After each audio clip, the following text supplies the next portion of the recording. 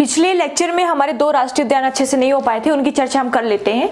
जो मध्य प्रदेश का 10वां राष्ट्रीय उद्यान था वो, और जो मध्य प्रदेश का 11वां राष्ट्रीय उद्यान था वो। मध्य प्रदेश का 10वां राष्ट्रीय उद्यान है वन विहार राष्ट्रीय उद्यान। कौन सा है? वन विहार राष्ट्रीय उद्यान। वन विहार राष्ट्रीय उद्यान स्थित कहां पर है? यह स्थित है मध्य प्रदेश की राजधानी भोपाल में, और अक्सर इसके बारे में बुक्स में दिया होता है कि यह मध्य प्रदेश का एरिया में सबसे छोटा राष्ट्रीय उद्यान है, परंतु ऐसा नहीं है। यह मध्य प्रदेश का दूसरा सबसे छोटा राष्ट्रीय उद्यान है, पहला सबसे छोटा राष्ट्रीय उद्यान नहीं है। ये वन विहार जो राष्ट्रीय उद्यान है, इसकी सबसे खास बात यह है कि ये एकमात्र ऐसा उद्यान है जो कि पॉपुलेशन, जनता के बीच में स्थित है। समझ रहे हैं? जैसे और सभी राष्ट्रीय उद्यान है वो आउटर एरिया में स्थित है, लेकिन ये जो वन विहार राष्ट्रीय उद्यान है वो राजधानी के मध्य में स्थित है। ठीक है, और इसकी स्थापना मैं बता देती हूँ। जो ये वन विहार राष्ट्रीय उद्यान है, इसकी स्थापना हुई थी 1979 में। इसे राष्ट्रीय उद्यान कब घोषित किया गया था? 1979 में। और इसका एरिया है, क्षेत्रफल कितना है इसका?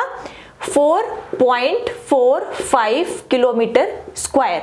4.45 किलोमीटर स्क्वायर क्षेत्रफल के साथ ये मध्य प्रदेश का दूसरा सबसे छोटा राष्ट्रीय उद्यान है। ये है कहां पर? ये है भोपाल में। इसकी स्थापना की गई थी 1979 को। और इसकी एक और खास बात है कि ये राष्ट्रीय उद्यान तो है ही, वन विहार राष्ट्रीय उद्यान है, और साथ ही साथ ये चिड़ियाघर भी है। तो राष्ट्रीय उद्यान के साथ साथ ये क्या है? एक चिड़ियाघर भी है। तो नोट कर सकते हैं, वन विहार राष्ट्रीय उद्यान एक चिड़ियाघर भी है।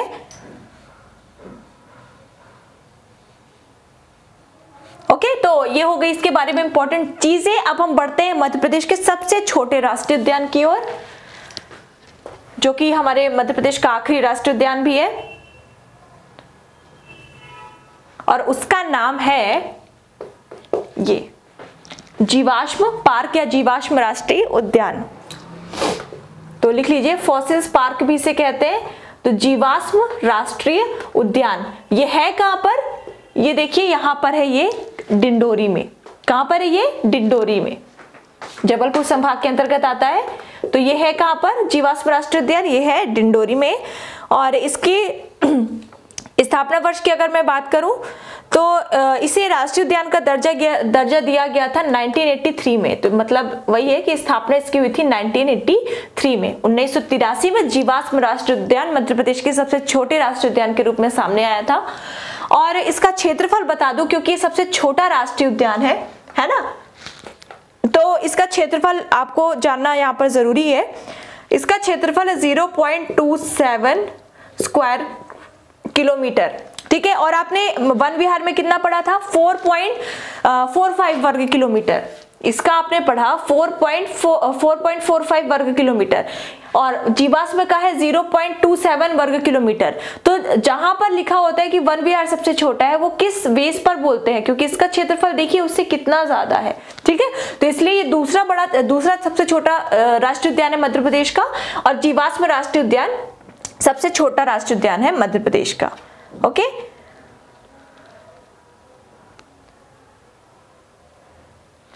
सॉरी, इसकी स्थापना की गई है, मैं बता दूं आपको यहाँ पे करेक्ट।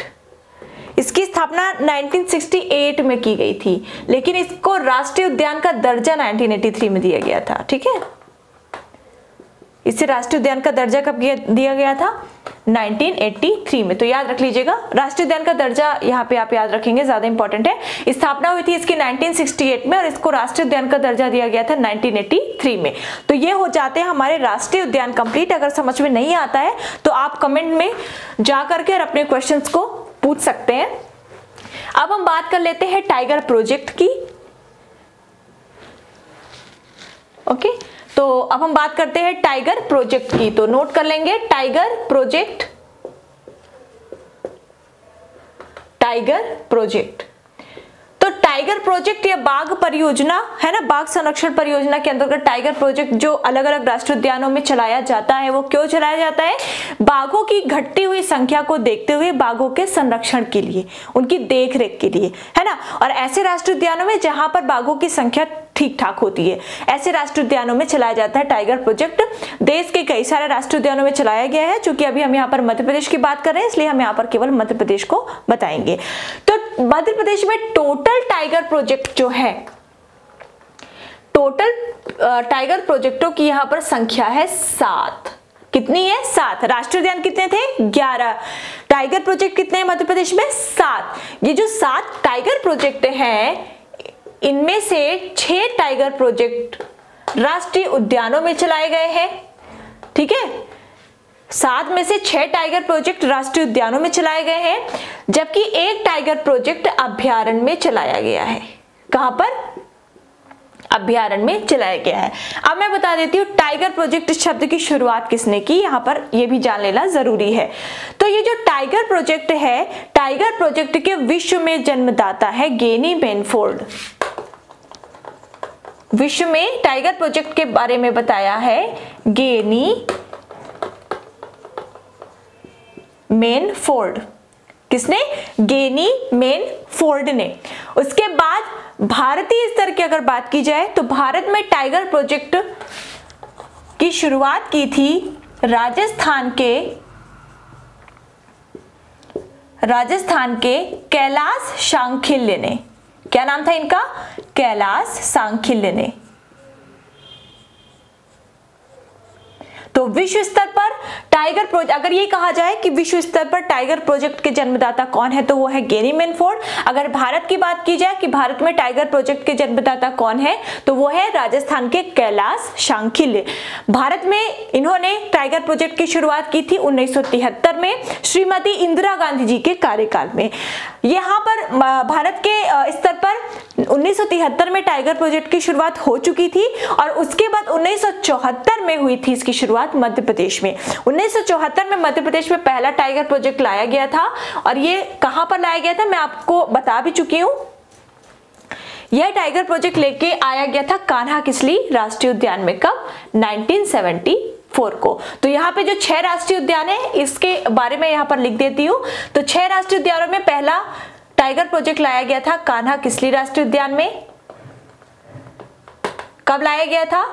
ये लाया गया था 1974 में। ठीक है, यहाँ पर केवल इसका आप याद रखेंगे तो भी चल जाएगा। उसके बाद आप याद रखिए बांधवगढ़ राष्ट्रीय उद्यान, यहाँ पर भी टाइगर प्रोजेक्ट लाया गया है।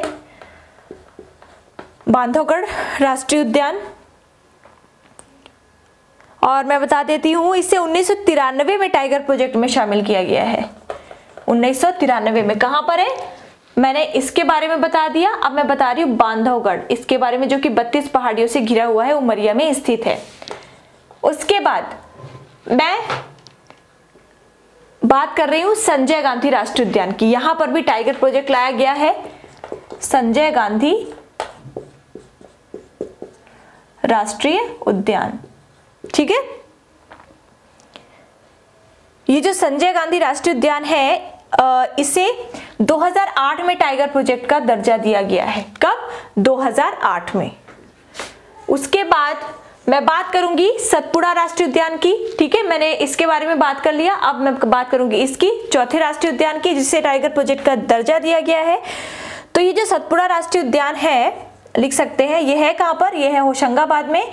इसे भी टाइगर प्रोजेक्ट के अंतर्गत शामिल किया गया। मैं आपको बताती हूँ इसे आप याद कैसे रखेंगे। और ये जो सतपुड़ा राष्ट्रीय उद्यान है, ठीक है, तो मैंने क्या बताया? हाँ, सतपुड़ा राष्ट्रीय उद्यान को भी टाइगर प्रोजेक्ट के अंतर्गत शामिल किया गया है। 5वां मैं लिख रही हूं यहां पे,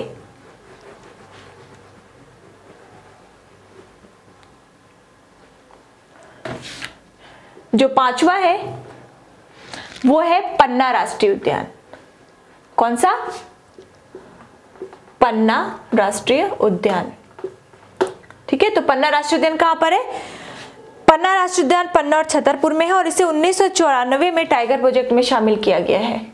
1994 में। और अंतिम जो है वो है पेंच राष्ट्रीय उद्यान। अंतिम कौन सा है? पेंच राष्ट्रीय उद्यान,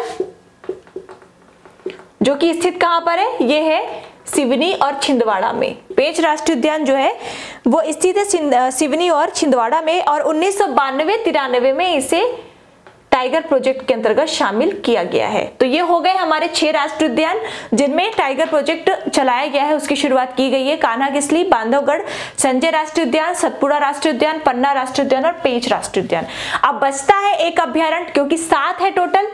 7 टाइगर प्रोजेक्ट है, 6 की हमने बात कर ली जो कि राष्ट्रीय उद्यानों में चलाए जा रहे हैं, 1 चलाया जा रहा है अभ्यारण्य में, और उस अभ्यारण्य का नाम है रातापानी अभ्यारण्य। रातापानी अभ्यारण्य। अब देखिए यहाँ पर अगर आप ये सोचेंगे कि ये राष्ट्रीय उद्यान क्या होता है, ये अभ्यारण्य क्या होता है, तो ये आपकी इन्वायरमेंट का चैप्टर हो जाता है, वहां पर आप क्लियर कर लेंगे। यहाँ पर हम बताने लगेंगे तो फिर आपका कोर्स जल्दी नहीं हो पाएगा। तो एक जो अभ्यारण्य है वो है रातापानी अभ्यारण्य, और ये है कहाँ पर रातापानी, ये रातापानी अभ्यारण्य रायसेन में। ठीक है, तो रायसेन के रातापानी अभ्यारण्य में टाइगर प्रोजेक्ट की शुरुआत की गई, और एकमात्र अभ्यारण्य मध्य प्रदेश का ऐसा है जहां पर टाइगर प्रोजेक्ट लगाया गया है। ओके, तो ये हो गए आपके टाइगर प्रोजेक्ट। अब आपको ये राष्ट्रीय उद्यान याद कैसे रखना है कि 11 है उनमें से 6 में जिसमें टाइगर प्रोजेक्ट चल रहा है उसे हम कैसे याद रखें। देखिए कान्हा-किसली सबसे बड़ा राष्ट्रीय उद्यान है तो वो आपको याद रहेगा। उसके बाद बांधवगढ़ एक बहुत ही इंपॉर्टेंट राष्ट्रीय उद्यान है मध्य प्रदेश का, तो मे भी आप याद रख सकते हो। 32 पहाड़ियों से घिरा हुआ है, सबसे ज्यादा बाघ घनत्व तो इसी राष्ट्रीय उद्यान में है ना। तो कान्हा और बांधवगढ़ राष्ट्रीय उद्यान आपको याद रहेंगे। उसके बाद सा और सा याद रखिए, सा है ना, सतपुड़ा राष्ट्रीय उद्यान और संजय गांधी राष्ट्रीय उद्यान।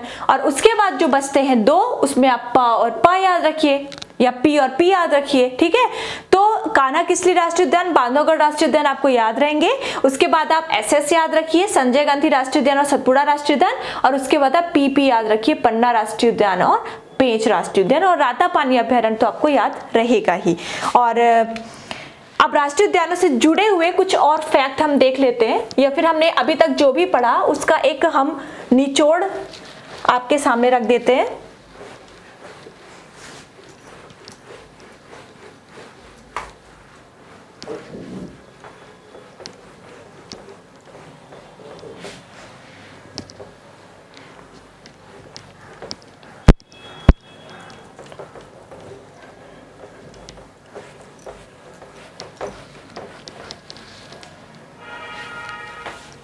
तो चलिए, मध्य प्रदेश में राष्ट्रीय उद्यानों की संख्या कितनी है?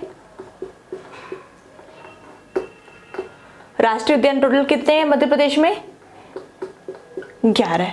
ठीक है, मध्य प्रदेश का सबसे बड़ा राष्ट्रीय उद्यान, एक निष्कर्ष के तौर पर मैं आपको बता रही हूं, सबसे बड़ा राष्ट्रीय उद्यान कौन सा है?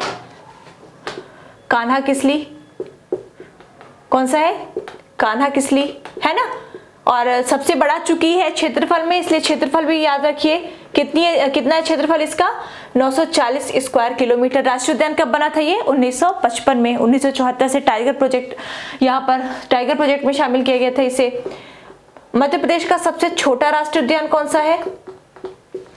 फॉसिल्स राष्ट्रीय उद्यान या फिर जीवाश्म राष्ट्रीय उद्यान। कान्हा-किसली कहां पर है? ये मंडला और बालाघाट में है। जीवाश्म राष्ट्रीय उद्यान कहां पर है? ये है डिंडोरी में। लिख लीजिए यहाँ पे ताकि याद रहे। ये कहां पर है? डिंडोरी में। इसका क्षेत्रफल याद रखेंगे क्योंकि सबसे छोटा है, 0.27 स्क्वायर किलोमीटर। ठीक है, तो ये हो गया सबसे बड़ा राष्ट्रीय उद्यान, सबसे छोटा राष्ट्रीय उद्यान। और हाँ, एक चीज हमने शायद देखी थी, शायद पन्ना राष्ट्रीय उद्यान के अंतर्गत। तो मध्य प्रदेश का एकमात्र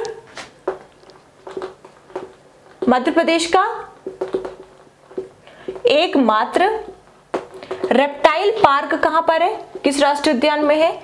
रेप्टाइल पार्क या सरीसृप पार्क, हिंदी में रेप्टाइल को सरीसृप बोलेंगे। तो मध्य प्रदेश का एकमात्र रेप्टाइल पार्क कहां पर है? वो है पन्ना राष्ट्रीय उद्यान में। पन्ना राष्ट्रीय उद्यान में। ठीक है, इसे भी टाइगर प्रोजेक्ट के अंतर्गत शामिल किया गया है। तो मध्य प्रदेश का एकमात्र रेप्टाइल पार्क कहां पर है? पन्ना राष्ट्रीय उद्यान में। और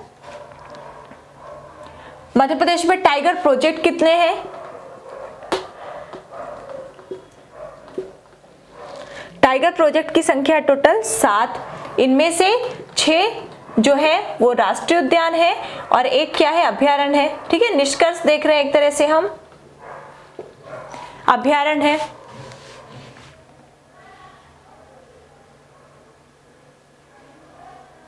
और लगभग चीजें हमने देख ली। मध्य प्रदेश में वन्य जीव संरक्षण अधिनियम कब लागू हुआ?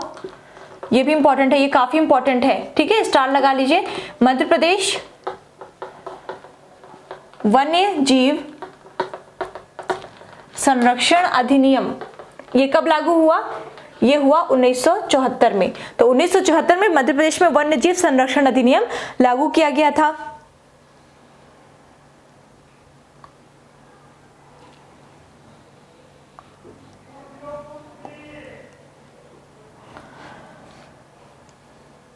मध्य प्रदेश के कान्हा किसली तथा बांधवगढ़ राष्ट्रीय उद्यान को जंगल गलियारा के तहत जोड़ने का प्रस्ताव है। किसे?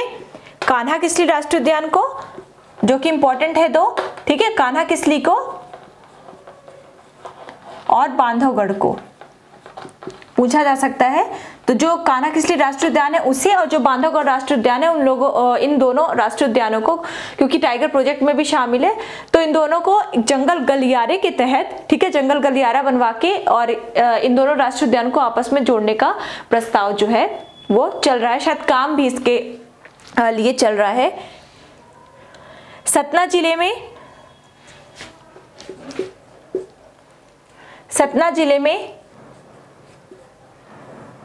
सतना जिले के अंतर्गत स्थान का नाम है मुकुंदपुर।